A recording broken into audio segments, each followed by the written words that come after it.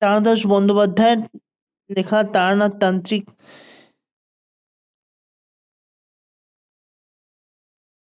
এই জনপ্রিয় তান্ত্রিক চরিত্রের শ্রেষ্ঠ গল্প তারানাথ তান্ত্রিকের ৩টি কাকের গল্প আজ আপনারা শুনবেন। মন্ডে ক্লাসিক্সের এপিসোড নাম্বার 3 শুরু হচ্ছে আজকের গল্প।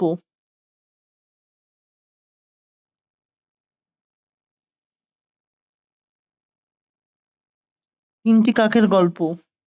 প্রাইভেট কোম্পানিতে কাজ করার সময় যেমন আশঙ্কার দিক আছে, তেমনি আবার কিছু মজার ব্যাপারও আছে।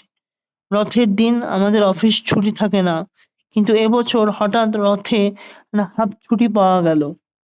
কলকাতা অফিসের বড় কর্তা বাঙালি। সকালে অফিস গিয়ে শুনলাম তিনি নোটিশ জারি করেছেন আজ দুপুর 2টোয় ছুটি। কলকাতার অফিসের বড় কর্তা বাঙালি। সকালে অফিস গিয়ে শুনলাম তিনি নোটিশ জারি করেছেন আজ দুপুর 2টোয় ছুটি। যদি কেউ ইচ্ছেও করে যে মেলায় দেখতে যেতে পারে। মেলা দেখার উৎসাহ থাক কিংবা না থাক, দেওয়ালের ঘড়িতে 2টো ঘন্টা বাজা মাত্র বেরিয়ে পড়লাম। ছোটবেলায় সবার মুখে শুনতাম প্রতি বছর রথের দিন আসলেই বৃষ্টি হবেই। আজ সকাল থেকেই আকাশ মেঘলা ছিল।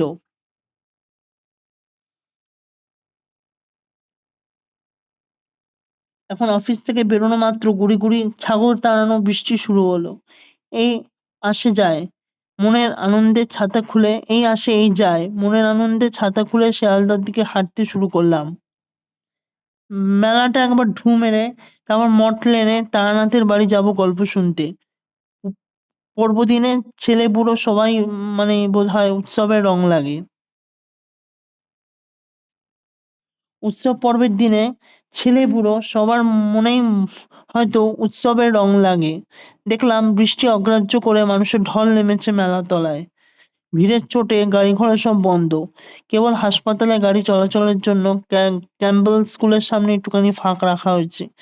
খানিকক্ষণ ধরে ফুল ফল, নারকেলের চূড়া, মাটির পুতুল, রঙিন কাঁচের চুড়ি, দোকানে অল্প বয়সী মেয়েদের ভিড়, পিপি বাঁশি এসব দেখে বেড়ালাম। তবুও বাল্যের সেই আনন্দ আর কই। সে ছিল এক স্নিগ্ধ শ্যামছায়াচ্ছন্ন পরিচিত গ্রাম। সে ছিল এক স্নিগ্ধ শ্যামছায়াচ্ছন্ন পরিচিত গ্রাম, আর এ হলো ইটকাঠ পাথরের অচেনা শহর। ঠোঙায় করে কিছু ফুলুরি আর গরম ভাজা জিলিপি নিয়ে হাইকোর্ট মুখ ট্রামে উঠে পড়লাম। মটলেনের মুখে যখন নামলাম তখন বৃষ্টি পড়ছেই।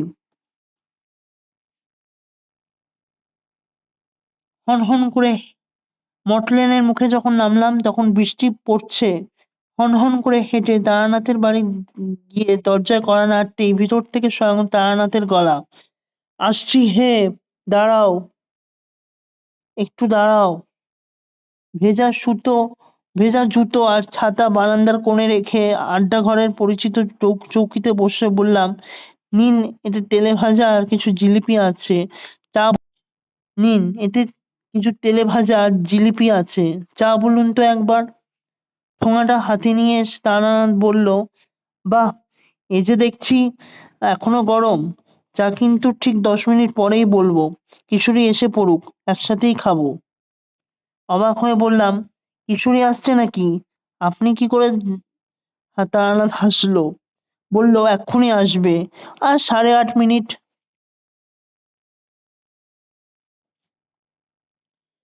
এর প্যাকেট পাসিং শো এনেছিলাম।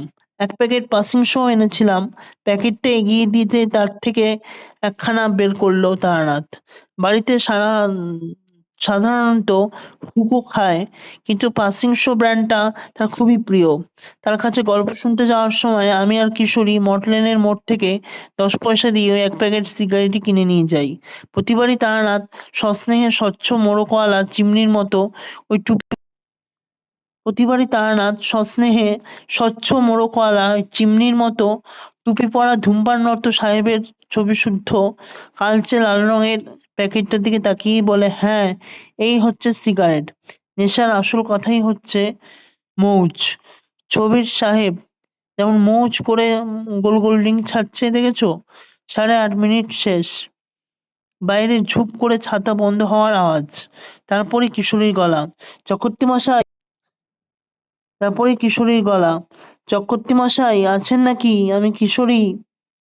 তারানাথ আমার দিকে তাকিয়ে হাসলো, তারপর উঁচু গলায় বলল, এসো হে, ভিতরে এসো। কিশোরী সেন ঘরে ঢুকে আমার দিকে বিশেষ এক অবাক হলো না। আসলে হঠাৎ কোনো কারণে কাজের থেকে একটু অবসর পেলে তারানাথের বাড়ি আড্ডা দিতে আসা আমাদের অভ্যাসে দাঁড়িয়ে গিয়েছে। বয়সে অন্তত 20 বছরের বড় হওয়া সত্ত্বেও এই অদ্ভুত কর্মা বয়সে আমাদের থেকে অন্তত 20 বছরের বড় হওয়া সত্ত্বেও এই অদ্ভুত কর্মা মানুষটার দেখার শখ আমাদের চিরদিনের। কয়েক বছর আগে এই কিশোরী সেই যেমনই আমাকে তারানাথের কাছে প্রথম নিয়ে এসেছে বলেছিল, চল একজন ভালো তান্ত্রিক জ্যোতিষীর সঙ্গে তোমার আলাপ করিয়ে দিই। মুখের দিকে তাকিয়ে ভূত ভবিষ্যৎ নাকি বলে দিতে পারে। কৌতূহলী হয়ে ওই কিশোরীর সঙ্গে গিয়েছিলাম। আমার সম্বন্ধে অদ্ভুত কিছু কথা বলে তারানাথ আমাকে অবাক করেছিল। এমন সব কথা যা আমি ছাড়া কারোরই জানবার কথা নেই প্রায়। আর আকর্ষণ জেগেছিল সেখান থেকেই। তারপরই তার গল্প। যৌবনে সে পথে ঘুরে বেড়িয়েছে, আর হাটে মাঠে গাছতলায় শ্মশানেও কাটিয়েছে বেশ কিছুদিন। সব সাধনাও করেছে। তার গল্প বলার ক্ষমতাও অপরিসীম, খুব ভারী সুন্দর। এই ক্ষমতা সবার থাকে না। কেউ কেউ গল্প বলার মতো গল্প বাচনভঙ্গির দোষে নষ্ট করে ফেলে। কিন্তু তার না নিতান্তই তুচ্ছ ঘটনাও তার বলার গুণে এত চিত্তাকর্ষক করে তোলে। কত আশ্চর্য ঘটনাও যে শুনেছি তার কাছে, সেসবের সঙ্গে আমাদের এই ডাল ভাত খাওয়া মধ্যবিত্তের প্রাত্যহিক শান্ত জীবনধারার কোনো সম্পর্কই নেই।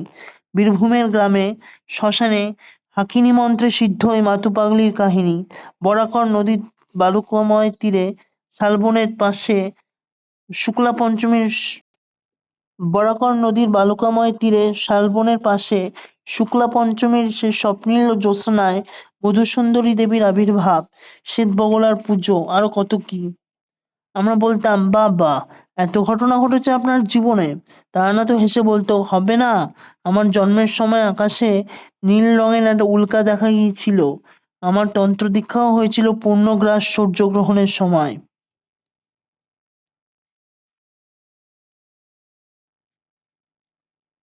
কিশোরী গুছিয়ে বসতে জিজ্ঞাসা করলাম, তুমিও তো হঠাৎ এলে, কি ব্যাপার?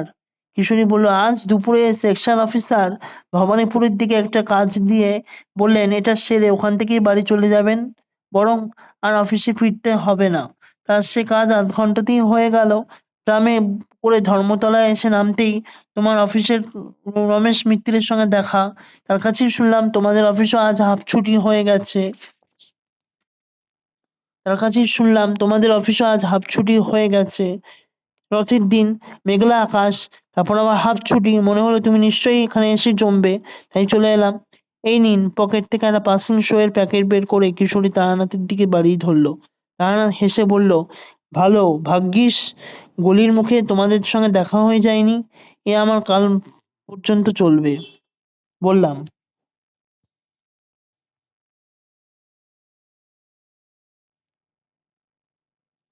বললাম কিন্তু আপনি জানলেন কি করে কিশোরী আসছে? কিশোরী আমার দিকে তাকিয়ে বলল, তাই নাকি? উনি বলেছিলেন আমি আসছি? হ্যাঁ, বললেন 10 মিনিটের মধ্যেই নাকি তুমি আসবে, তারপর চা করতেও বলবেন। তারানাথ মিটিমিটি হাসছে, হেসে চলেছে, যেন কিশোরীর আগমন সংবাদ সে কি করে আগে থেকে জানতে পারলো তার ব্যাখ্যা দেওয়ার প্রয়োজন সে বোধ করে না। আমরাও জোর করলাম না। কিছু কিছু জিনিস রহস্যের আবরণে ঢেকে থাকাই ভালো।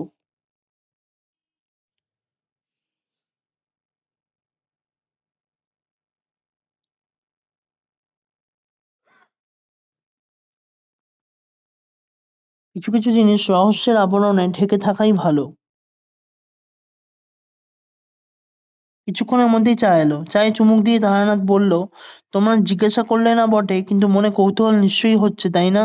আসলে কি জানো, আমিও জানি না কি করে আমি বুঝতে পারি।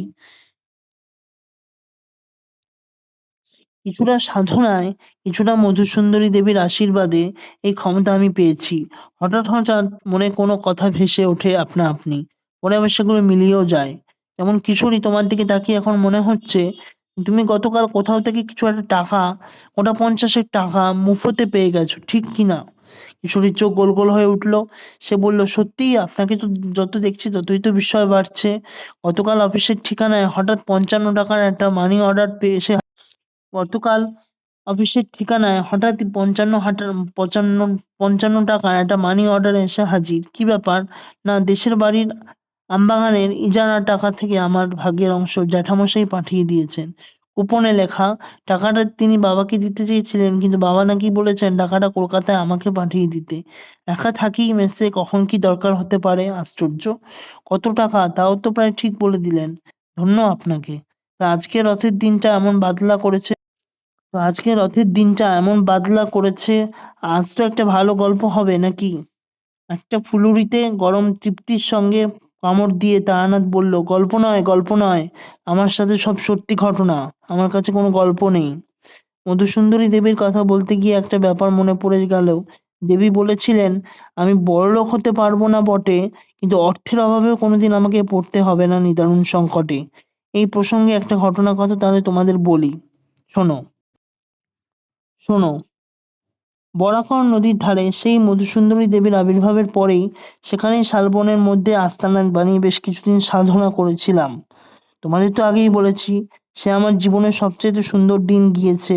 নিজের দিকে কোনো খেয়াল নেই। হয়তো 5-6 দিন স্নানই করিনি, দাড়ি কামাইনি, রুক্ষ চুল বাতাসে ওড়ে কাছাকাছি গ্রামগুলিতে ভিক্ষা করে খাই, আর অপেক্ষা করে থাকি কখন রাত হবে, কখন দেবী আসবেন। নদীর ধারের বালিতে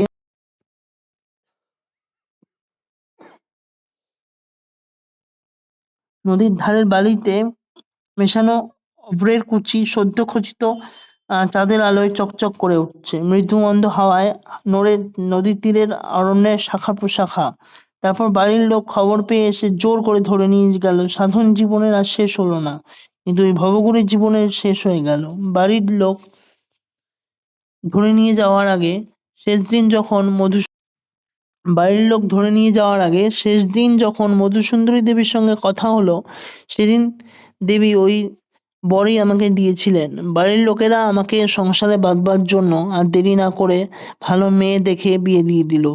আমার তখন একটা বিহ্বল অবস্থা। যে যা বলে তাই করি, যা পাই তাই খাই। নিজের ইচ্ছা বলে তেমন কিছুই নেই। দেবীকেও হারিয়েছি। জীবনে অন্য কোনো নারীর আবির্ভাব ঘটলেও তিনি আর দেখা দেবেন না। মনের সেই অবস্থায় কিছুতেই আর কিছু এসে যায় না। মনের সেই অবস্থায় কিছুতেই আর কিছু ভালো লাগে না, এসে যায় না। কাজেই শূন্য মনে যন্ত্রচালিতের মতো বিয়ে করলাম। আর একটু সময় এগোতেই দুঃখই লাঘব করে সব দুঃখই লাঘব করে। বিয়ের পরে নববিবাহিতা স্ত্রীর সান্নিধ্য আমার জীবনে একটা নতুন মোড় এনে দিল। গৃহ যোগী ভিক পায় না, কাজেই আমি বউকে নিয়ে পৈতৃক ভিটে ছেড়ে কলকাতার উপকণ্ঠে গিয়ে একটা আধা শহর গোছের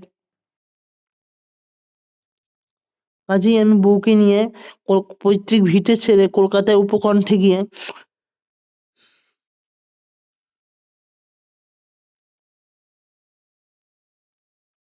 আধা শহর গোছের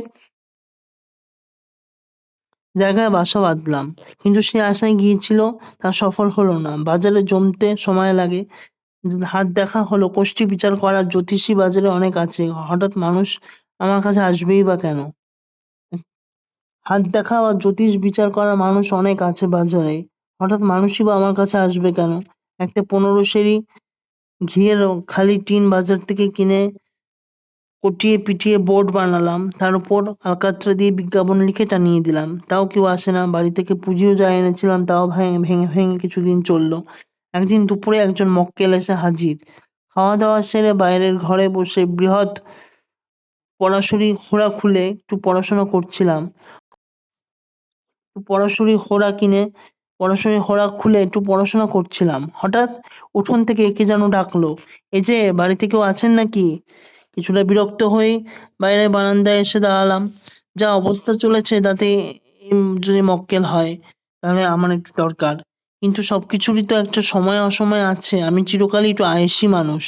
পথে ঘাটে খুব একটা ঘুরে বেড়াতে পারি, কিন্তু যথেষ্ট ঘুরেমি করেওছি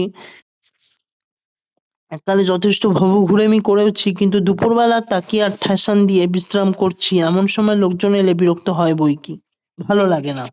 শাস্ত্রে বলে ভোক্তা রাজা বদাচরিত, অর্থাৎ আহারাদির পর হাত পা ছড়িয়ে রাজার মতো আচরণ করবে। এই শাস্ত্র কথাটি আমি মনোযোগ দিয়ে পালন করে থাকি। যাই হোক, দেখি লোকটা কি চায়। বেরিয়ে ঘরে যাকে দেখলাম, যে একজন অদ্ভুত দর্শন মানুষ, রোগা শিরিঙ্গে ধুতিটি বেরিয়েই দেখলাম যে একজন অদ্ভুত দর্শন মানুষ, রোগা শিরিঙ্গে, ধুতিটা খাটো, কিন্তু পাঞ্জাবির লম্বা ঝুল হাঁটু ছাড়িয়ে নেমেছে।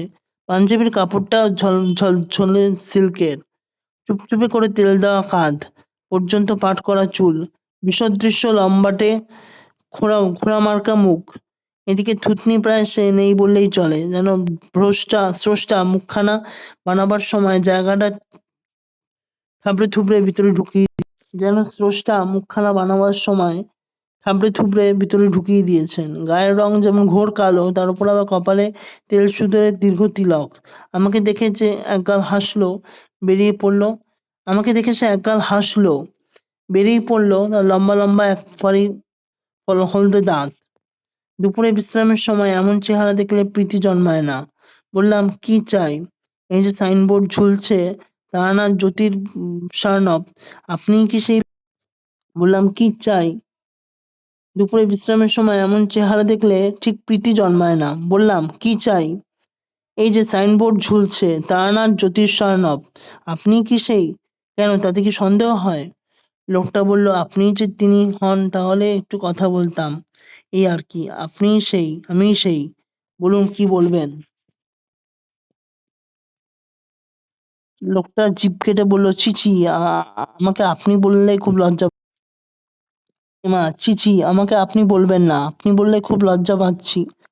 আপনি একে তার উপর ইয়ে বলতে গিয়ে আমার ইয়ের মতো একটু বসতে পাবো কি? বুঝলাম একে সহজে বিদায় করা যাবে না। দুপুরের বিশ্রামটুকু সত্যি গেল। তবু হিন্দুর ছেলে, গৃহস্থ মানুষ, কেউ আতিথ্য চাইলে তাকে তো আর বিমুখ করতে পারি না। বীরবদনে বিরস বললাম বিরস বদনে বললাম, এসো, এসো ভিতরে এসো। বেশ, তুমিই বলবো, তুমিও আমার ইয়ের মতো। রসিকতাটা মাঠে মারা গেল। ধুলোমাখা চটি দরজার সামনে খুলে ঘোড়ামুখ অতিথি বৈঠকখানায় এসে জমিয়ে বসলো। জিজ্ঞাসা করলাম, তোমার নামটি কি বাপু? আমার আবার একগাল হেসে ঘোড়ামুখ বলল, আজ্ঞে আমার নাম হরকীর্তন সেনামত। অবাক হয়ে বললাম, হরকীর্তন সেনামত? পদবিটা একটু অচেনা ঠেকছে না? এই আমরা কয়েক ঘর মাত্র আছি এই আমরা কয়েক ঘর মাত্র আছি এই সারা বাংলায়। একেবারে অধম নই আজ্ঞে, জল অচরণীয়। না না, সেজন্য বলিনি। যা কি প্রয়োজনে এসছো সেটা বলো। আমি ওই পাড়ায় এক আত্মীয় বাড়ি এসেছিলাম, কাজ সেরে ফেরবার পথে আপনার সাইনবোর্ডটা নজরে পড়লো। আমার আবার এসব দিকে একটু চর্চা করার ঝোঁক আছে, তাই ভাবলাম আপনার সঙ্গে একটু দেখা করেই যাই। তা আপনি কি মতে ভাগ্য গণনা করেন? ওখানে কি বই, পড়াশরী হোরা পড়ছিলেন বুঝি? ওখানে কি বই, পড়াশরী হোরা পড়ছিলেন বুঝি? বললাম, হোরাশাস্ত্র জানো নাকি? পড়েছো? হরকীর্তন হাসলো, বলল, হ্যাঁ পড়েছি। তবে কি জানেন, ওসব কিছুই নয়। সে পারে যে এমনিতেই পারে, আপনা আপনি। সবাইকে যে ঈশ্বর সে ক্ষমতা দেন না। বাহ, এ তো দেখছি পুকুরের ভিতরে খাসা চাল। লোকটা একেবারে অপগণ্ড নয়, জ্যোতিষের একেবারে মূল কথাটা আক্রোশে বলে দিয়েছে। বললাম, তা আমার যে অপগণ্ড নয়, কিছু তো জানে, জ্যোতিষের একেবারে মূল কথাটা তো অক্লেশে বলে দিয়েছে। বললাম, তা আমার কাছে সাইনবোর্ড দেখে ঢুকে পড়লে কেন? অদ্ভুত ক্ষমতা কিছু আছে কিনা যাচাই করবার জন্য? না না, তা নয়, সে তো আপনাকে দেখেই বুঝেছি। এলাম একটু ওই আলাপ সালাপ করতে আর কি। গুণী মানুষের সঙ্গ করলে পুণ্য হয়। আমাকে দেখে কি বুঝছো বলো দেখি, শুনি। ভেবেছিলাম লোকটার দুটো মন রাখা কথা বলবে, যা গদগদ প্রশংসা করে কিছু কাজ গোছানোর চেষ্টা করবে। একেবারে বিনা কারণে আজকাল কেউই কারো কাছে এসে বসে সময় নষ্ট করে না। একেবারে মন তুষ্ট করে তারপর ঝুলি থেকে বিড়াল বের করবে। কিন্তু হরকীর্তন সেন তা করলো না। সে মুখ তুলে আমার দিকে সামান্য কয়েক মুহূর্ত স্থির দৃষ্টিতে তাকিয়ে থেকে বলল, যেমন বুঝেছি, যেমন ভাদ্র মাসে আপনার জন্ম, তন্ত্রমতে হরকীর্তন সেন তা করলো না।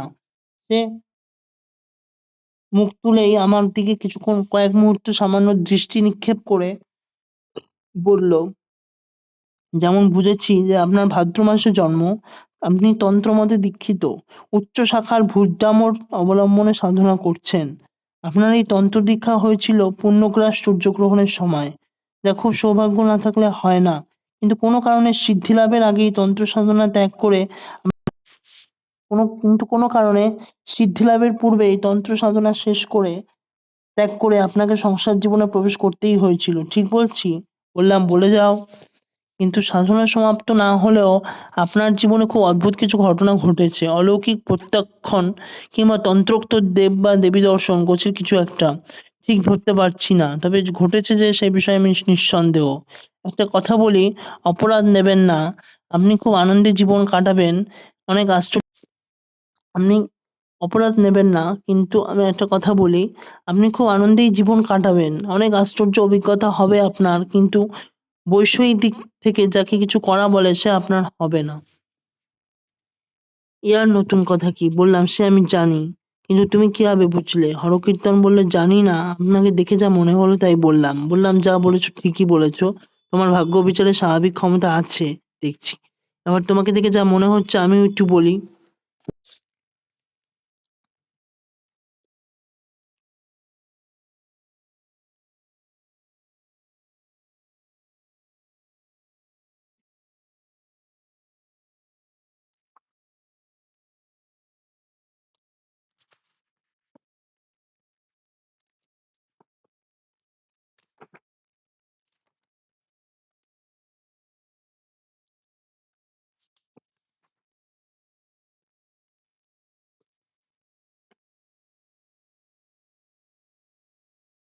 হরকীর্তন বিনয় গলায় গলায় বলে দিয়ে বলল, হরকীর্তন বিনয় গলে গিয়ে বলল, আগে নিশ্চয়ই, বলুন আপনি।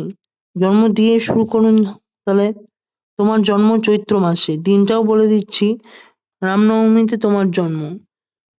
ভাই বোন যমজ হয়েছিল, জন্মের পরই বোন মারা যায়। কি ঠিক? ঠিক। তারপর লেখাপড়া বেশি দূর গড়ায়নি, স্কুলে পড়তে তারপর লেখাপড়া বেশি দূর গড়ায়নি, স্কুলে পড়তে পড়তে সাধু সন্ন্যাসীদের সঙ্গে সঙ্গ করার দিকে ঝোঁক যায়। অনেক ঘুরে বেড়িয়েছ, কিন্তু দীক্ষা নাওনি। হরকীর্তন বলল, ঠিকই বলেছেন, দীক্ষা নেওয়ার উপযুক্ত গুরু পাইনি। সব বেটা ভণ্ড, কেবল লোক ঠকিয়ে খাওয়ার ধান্দা।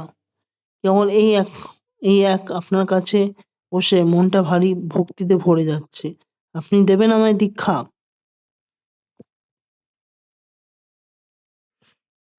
হেসে বললাম, ধুর পাগল, আমি নিজেই সাধনা ঠিকমতো করে উঠতে পারিনি, তোমায় দীক্ষা দেবো কি? তাছাড়া তোমার ওসবের প্রয়োজনই নেই। এমনিতেই তুমি অনেক পেয়েছো। হরকীর্তনের চেহারা যেমনই হোক, মানুষটা যে ভালো। ঘ্যান ঘ্যান করে বিরক্ত করলো না, শুধু একটু নিঃশ্বাস ফেলে বলল, না, এমন কিছু আর পেলাম কই। যা পেলে মানুষ বড় হয় তা পাওয়া হয়নি। যাক, জীবন কেটেই যাবে। তুমি সংসার করনি, তেমন আর পেলাম কই। যেমন পেলে মানুষ বড় হয়। তবে যাক, জীবন তো কেটেই যাবে। তুমি সংসার করনি? না, ওসব ঝামেলায় আর নিজেকে জড়াইনি। আচ্ছা, আসি তাহলে। অসময়ে খুব বিরক্ত করে গেলাম, কিছু মনে করবেন না। না না, তাতে কি হয়েছে? এদিকে আবার এলে দেখা করে যেও। তাকে এগিয়ে দিয়ে দেওয়ার জন্য উঠেছিলাম, সে বাধা দিয়ে বলল, আপনাকে আর আসতে হবে না, সে বাধা দিয়ে বলল, আপনাকে আর আসতে হবে না, এবার বিশ্রাম নিন বরং। দরজার কাছে খুলে রাখা চটিজোড়া পায়ে দিয়ে সে সিঁড়ি বেয়ে নেমে উঠোন পার হয়ে একবার দাঁড়ালো। কঞ্চির বেড়ায় দরজার একটা হাত রেখে আমার দিকে তাকিয়ে কেমন যেন একটা অদ্ভুতভাবে বলল, শুক্রবার, শুক্রবার। রকিতন কথাটা আমার দিকে তাকিয়ে বলছে বটে, কিন্তু ঠিক যেন সে আমাকে বলছে না। তার চোখে হঠাৎই উদ্দেশ্যহীন এক শূন্যতা। তার চোখে হঠাৎই উদ্দেশ্যহীন এক শূন্যতা। সে এখন এখানে আছে বটে, কিন্তু আবার নেইও বটে। আমি অবাক হয়ে বললাম, কি শুক্রবার? কিসের শুক্রবার? আমার কথা যেন সে শুনতেই পেল না। সে পিছন ফিরে হেঁটে চলে যেতে লাগলো। লক্ষণ প্রতিলক্ষণ ইত্যাদি নিয়ে জ্যোতিষ এবং তন্ত্র সাধনার চর্চা করতেই হয়। আমি বুঝতে পারলাম হরকীর্তন কথাটা নিজের জ্ঞানে বলেনি, দৈবী আবেশে গ্রস্ত হয়ে বলেছে। দেবী আবেশে গ্রস্ত হয়ে বলেছে, কেন, কি ভেবে বলেছে তাও সে নিজেও জানে না। যেভাবে এলোমেলো পা ফেলে সে হেঁটে যাচ্ছে তাতে বোঝা যায় ঘোর এখনো তার কাটেনি। কি বলতে চাইলো লোকটা?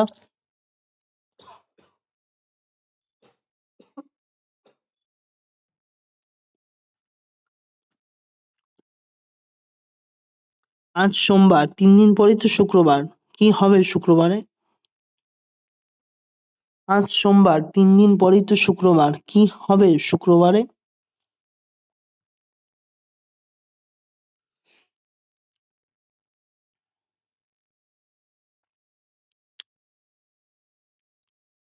বৈঠকখানায় ফিরে এসে তাকিয়ে হেলান দিয়ে আবার একটু বিশ্রাম আর ঘুমের চেষ্টা করলাম, কিন্তু ঘুমের রেশ একেবারে কেটে গেলে আর তাকে খুঁজে পাওয়া খুব মুশকিল। পড়া শাস্ত্র পড়তে পড়তেই বিকেল গড়িয়ে গেল। পরের দিন সকালে কোষ্ঠী লেখবার হলুদ রঙের লম্বা কাগজের ফালি তৈরি করছি, এমন সময় স্ত্রী এসে কাছে দাঁড়ালেন। বললাম, কি হলো, কিছু বলবে? আমার স্ত্রী বরাবরই খুব মৃদুভাষিণী। তারপর আবার তখন নতুন বিয়ে হয়েছে। তিনি উত্তর না দিয়ে চুপ করে রইলেন। বললাম, আরে কি ব্যাপার, বলোই না। উত্তরে তিনি যা বললেন সেটা আমার আগে খেয়াল করা উচিত ছিল। বাড়িতে চাল নেই, ডাল নেই, আনাজ সবজি তেল মশলা কিছুই নেই। আগের দিন অবধি তিনি যা করে হোক চালিয়েছেন, আজ আর কোনো উপায়। আগের দিন হোক তিনি যে করে হোক চালিয়েছেন, আজ আর কোনো উপায় নেই। এই বিষয়ে আমি কি ভাবছি, শুধু হোরাশাস্ত্র পড়ে দিন কাটালে চলে? স্ত্রীর সংকুচিত অনুযোগ আমাকে বাস্তব পৃথিবীর রৌদ্রদগ্ধ প্রান্তরে দাঁড় করিয়ে দিল। থলে হাতে বেরিয়ে পড়লাম। জনবসতির শেষ দিকে যে পথটা হাঁটাতলা হয়ে মহকুমা শহরের দিকে চলে যাচ্ছে, সেখানে হারাধন নদীর মুদিখানা। এখানে আসার পরে ওই দোকান থেকেই মাঝে মধ্যে জিনিসপত্র নিয়ে যাই আর কি। হারাধন লোকটা খুবই ভদ্র, হারাধন লোকটা খুবই ভদ্র, হাসিমুখ। সওদা মেপে দিতে দিতে কুশল প্রশ্ন জিজ্ঞাসা করে, সুখ দুঃখের কথাও বলে। তার দোকানে গিয়ে দাঁড়ালাম। সে সময় খদ্দের কেউ নেই, দোকানটা খালি। হারাধন তালপাতার পাখা উল্টো করে ধরে তার বাট দিয়ে পিঠ চুলকাচ্ছে। আমাকে দেখে বলল, আসুন ঠাকুরমশাই, কি দেবো? তোমরা শহুরে মানুষরা শুনলে একটু অবাক হবে। গ্রামাঞ্চলে মুদিখানায় চাল ডাল তেল নুন ছাড়াও গ্রামাঞ্চলে মুদিখানায় চাল ডাল তেল কুমড়ো নুন এসব ছাড়াও আলু পেঁয়াজ কুমড়ো লাউ শাকপাতা সবই পাওয়া যায়। অন্তত একসময় তো যেত, কারণ হাট বসে সপ্তাহে মাত্র 2 দিন। অন্য সময় হঠাৎ প্রয়োজন হলে মানুষকে বিপদে পড়তে হয়। মাছ মাংস খাওয়া অবশ্য সম্ভব না, তবে কিঞ্চিৎ শৌখিন খরিদ্দারের জন্য কোনো কোনো দোকানে হাঁসের ডিমও থাকে। বললাম, কিছু চাল ডাল তেল নুন মশলা আর সামান্য সবজি। হারাধন বলল, আপনি বলে যান ঠাকুরমশাই, আপনি বলে যান, আমি মেপে দিই। দিন থলেটা একবারে, আসল কথাটা বলতে হবে। একটু কেসে বললাম, দিন থলেটা, এবারে আসল কথাটা বলতে হবে। একটা কথা কি ঠাকুরমশাই, ইয়ে হয়েছে মানে, দামটা কিন্তু কয়েকদিন পরে দেব, এখনো বাকি থাকবে। এক মুহূর্ত তাকিয়ে থেকে হারাধন বলল, দিন থলেটা দিন। তারপর একটু হেসে বলল, আমাদের সকলেই কেননা কোনো না কোনো সময় আমাদের সকলেই কোনো না কোনো সময় ঠেকায় পড়তে হয়। অসুবিধার সময় পরস্পরকে না দেখলে কি চলে? বড় বড় কথা বলছি ভেবে রাগ করবেন না ঠাকুরমশাই। আপনি পণ্ডিত ব্রাহ্মণ মাননীয়, কিন্তু বয়সে আমি বড়। থলেটা দিন আর বলুন কি কি দেব। মানুষের ভিতরে ঈশ্বর বাস করেন, নইলে বাংলার অখ্যাত পাড়াগ্রামের এক মুদির মনে এই সহানুভূতির আর করুণার প্রকাশ কি করে সম্ভব? কিশোরী বলল, শুধু ঈশ্বর? কিশোরী বলল, শুধুই ঈশ্বর? তারানাথ বলল, দানবও বাস করে, ভালো আর মন্দ, ভালো আলো আর অন্ধকার সৃষ্টির মুহূর্ত থেকেই বর্তমান। বৈপরীত্য আছে বলেই তো সৃষ্টির সার্থকতা আছে।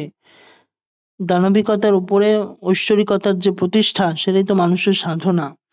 যাই হোক, তারানাথ আবার বলতে শুরু করলো, কৃতজ্ঞ চিত্রে বাজার নিয়ে বাড়ি ফিরে এলাম বটে, কিন্তু বুঝতে পারলাম এই স্বস্তি মাত্র কয়েকদিনের।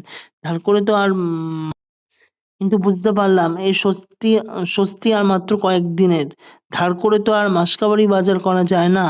যা এনেছি তাতে ওই বড়জোর দিন তিনেক চলতে পারে, তারপর অনটনের মেঘ আবার আকাশে ছেয়ে ফেলবে। নিকট ভবিষ্যতের দুশ্চিন্তা বর্তমানের আনন্দকে ম্লান করে দিল। স্বাস্থ্যনিবাস হিসাবে খ্যাতি আছে এমন শহরে ডাক্তার পোষার জমে না।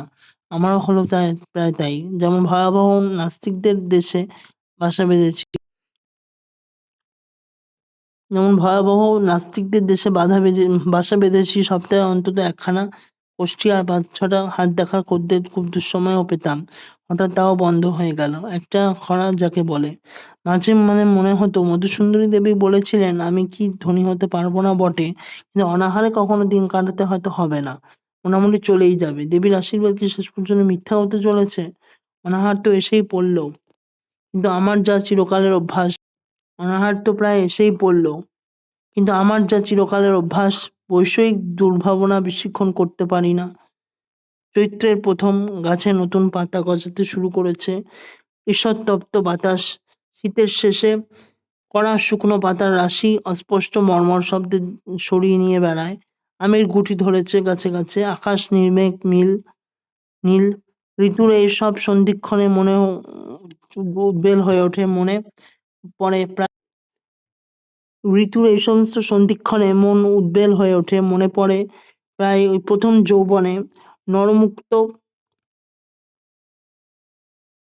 দায়মুক্ত ভবঘুরে জীবনের কথা। এ সমস্ত অমূল্য উপলব্ধির দর্শন মধ্যে সম্পদের মধ্যে কে দুর্ভাবনা করে বাড়িতে চাল ডাল আছে কিনা তার জন্য।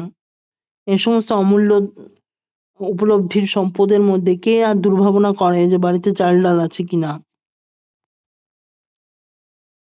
তার জন্য। কিন্তু মুশকিল হলো বাস্তবকে নিয়েই চলতে হবে। ৩ দিন পরেই সকালে স্ত্রী জানিয়ে দিলেন বাড়িতে আবার সে যা আছে তাতে টেনে টুনে একটা দিন চলবে। পরের দিন আবার বাজার না গেলেই নয়। বাইরের দাওয়ায় উদ্ভ্রান্ত হয়ে পায়চারি করতে লাগলাম। কি করি আমি এখন? আজ শুক্রবার। হরকীর্তন বলে গিয়েছিল মনে রাখতে, শুক্রবার কিছু একটা হবে। কি হতে পারে আজ? দিন তো শুরু হয়ে গেল। কি হতে পারে আজ? শুক্রবার। দিন তো শুরু হয়ে গেল। উঠোনের ওপারে রাংচিতার বেড়ার উপর একটা কাক কোথা থেকে এসে বসেছে, ঠোঁট ঘষছে বেড়ার গায়ে। তার ঠোঁট থেকে কি জিনিস খসে উঠোনের ভিতরে দিকে পড়ল। আমি প্রথমটা খেয়াল করিনি, একটু পরে দেখি আরেকটা কাক এসে আমি প্রথমে খেয়াল করিনি, আর একটু পরে দেখি আরেকটা কাক এসে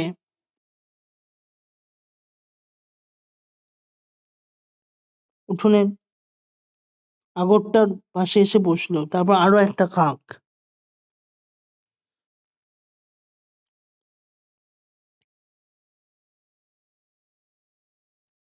এই দুটো কাকের মুখ থেকেও হালকা কি জিনিস ভাসতে ভাসতে উঠোনে পড়ল।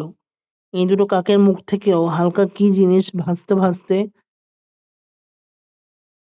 নিচে এসে পড়ল। একটু অবাক হয়ে বেড়ার দিকে এগিয়ে যেতেই একটু অবাক হয়ে বেড়ার দিকে এগিয়ে যেতেই কাক তিনটে উড়ে পালালো। জায়গাটায় পৌঁছে আমি সবিস্ময়ে উঠোনের মাটির দিকে তাকিয়ে রইলাম। মাটিতে পড়ে রয়েছে একখানা ৫ টাকার ২ টাকার নোট। একখানা ৫ টাকার ২খানা ২ টাকার নোট। আশ্চর্য! এখানে টাকা এলো কোথা থেকে? কাকেরাই কি মুখে করে এখানে এনে ফেলে রেখে গেল নাকি? নিচু হয়ে টাকাগুলো কুড়িয়ে নিলাম। নোটগুলোতে শুকনো রক্ত আর মাছের আষ্টে গন্ধ লেগে রয়েছে। ব্যাপারটা মোটামুটি বুঝতে পারলাম। আজ হাটবার মাছের আড়ত থেকে কাক তিনটে রক্তের গন্ধে আকৃষ্ট হয়ে নোটগুলো তুলে এনে বেড়ার উপরে বসেছিল। ঠোঁট ঘষবার সময় সেগুলো খসে পড়েছে। নোট তিনটে হাতে নিয়েই দাঁড়িয়ে রইলাম। হরকীর্তনে ভবিষ্যৎবাণী তো ফলে গেল। আরে অদ্ভুত ক্ষমতা তো লোকটার আছে। কাকে মুখে করে টাকা ফেলে যায় এমন কখনো শুনিনি। মনে রেখো যে সময়কার কথা বলছি, তখন ৯ টাকাটা অনেকটা টাকা। ছোট সংসারে ১ মাসের বাজার হয়ে যায়।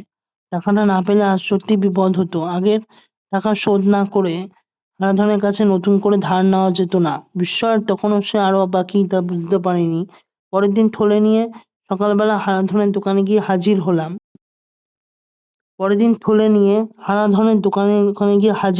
হারাধন বলল, আসুন ঠাকুরমশাই, আজ হাটে না গিয়ে আমার দোকানে এলেন যে বড়? হাটে নানা রকম জিনিস পেতেন তো? বললাম, হ্যাঁ, কাল আর হাটে যাওয়া হয়ে উঠল না, তাই আজ তোমার কাছেই এলাম। হারাধন বলল, সে কি ঠাকুরমশাই, হাট তো কাল ছিল না? আপনি নতুন লোক, ভুলে গেছেন হয়তো। হাট তো আজ শনিবার বসেছে। তাহলে কি হাটেই যাবেন?